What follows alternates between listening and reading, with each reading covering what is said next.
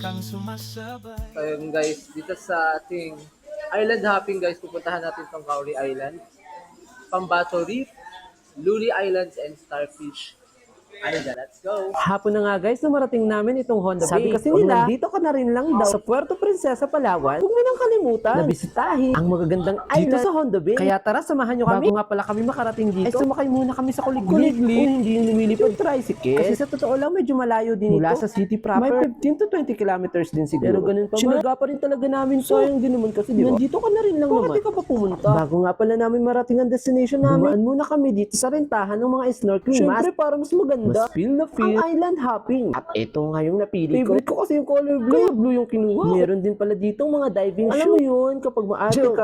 Yung iba kasi gusto talaga nila may shoe. Para di sila masugatan. Meron din pala sila dito guys, mga souvenir items. Gusto nyo lang naman. Pagkatapos nga ng ilang minuto, ay narating na namin ang aming destinasyon. Alright guys, nandito na tayo. Nandito na tayo guys sa Honda Bay Port.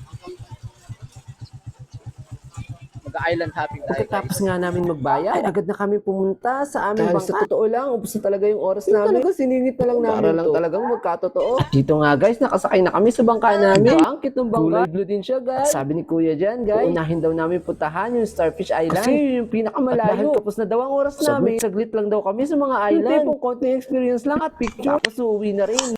Guys, nandito na tayo sa Starfish Island.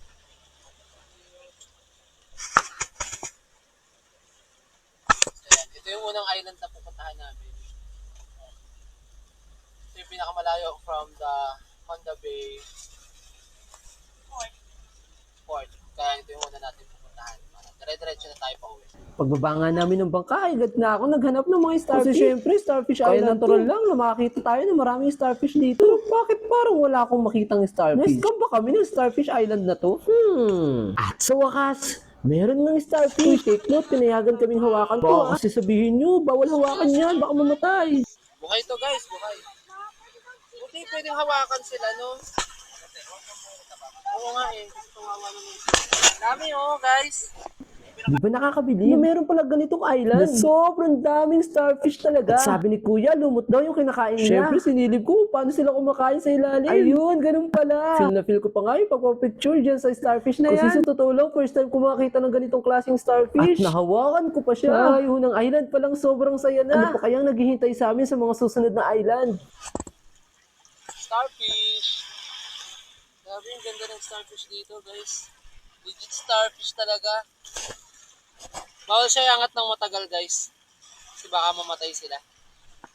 So makakita pa tayo ng maraming starfish dito. So try na natin mag-snorkel guys. Tara. Dahil curious din ako kung gaano sila kadami doon, ay pinuntahan ko na nga sila. Nag-snorkeling ako kahit hindi naman talaga ako marunong. At nagulat ako nang paglubog ko ng camera. Sobrang dami nila.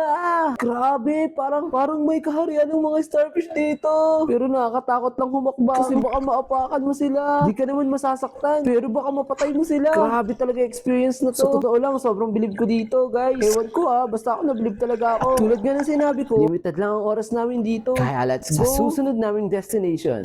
Sa bangkang sumasabay sa alon ng dagat, bawat isla'y may aking hinahanap, minsan tahimik. Alright guys, nandito tayo ngayon sa floating cottage dito sa Pambato.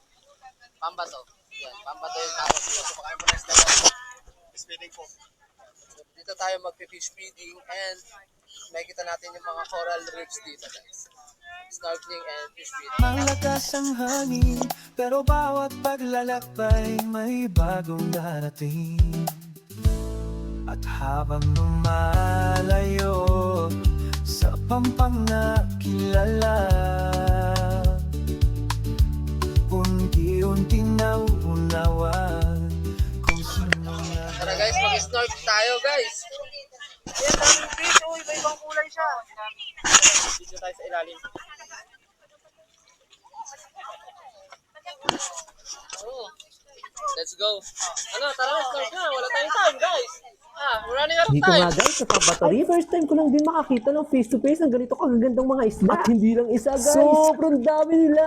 Grabe. At sabi ni Kuyang tour guide namin, lahat daw ng mga isda dito ay nakakain. Pero hindi sila pwedeng hulihin kasi nasa protected area sila. Alam mo yun, pang viewing lang to ng mga turista. Sarap pa ng langoy ko dyan guys. Pero ang totoo, nag-struggle na ako sa snorkeling niyan kasi hindi ko talaga alam kung paano kontrolin na hindi pumasok yung tubig sa mask. Parang island hopping ang buhay.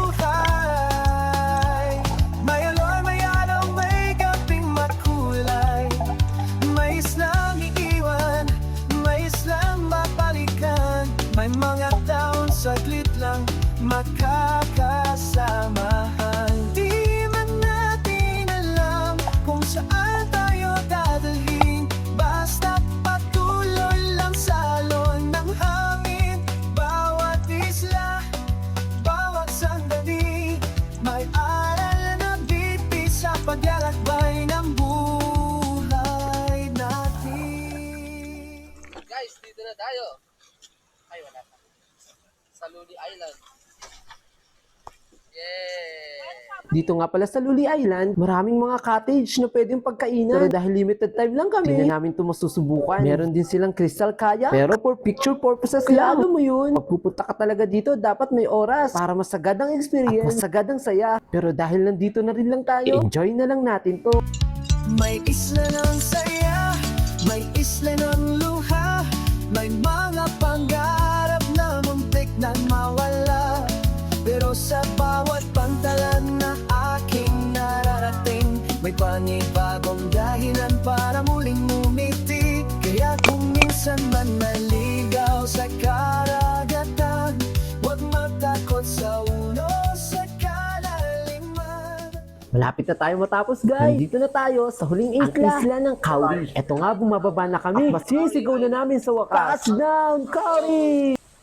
Here comes the Kauri. Teka. Kasi miyata yun ah. Yan ang nga ba sinasabi ko eh. Gutom lang yan. Pero in fairness, ang ganda dito sa Kauri. Sobrang linis ng tubig. Pati na ng buhangin dito. Alam nyo ba guys, marami ring turista ang dito na nagla-lunch. Dito sila kumakain guys. Kasi meron ditong bilihan ng pagkain at mga libreng cottages. Pero ganun pa man, hindi pa rin namin yun masusubukan. Dahil kulang nga kami sa oras. May mga activities din na pwedeng gawin dito. Tulad nitong jet ski, banana boat, kayak, at kung ano-ano pa. Pero again guys, hindi na namin yan kayang subukan. Kasi wala na nga kaming oras. Kaya ito, sightseeing na lang kami. At believe it or not guys, nag-enjoy ako ng sobra dito. Dahil bukod sa mga activities na to, ang kalinisan at kagandahan ng lugar na to, ang totoong nagbibigay ng kahulugan at napakagandang karanasan sa lahat ng bumibisita rito. Ay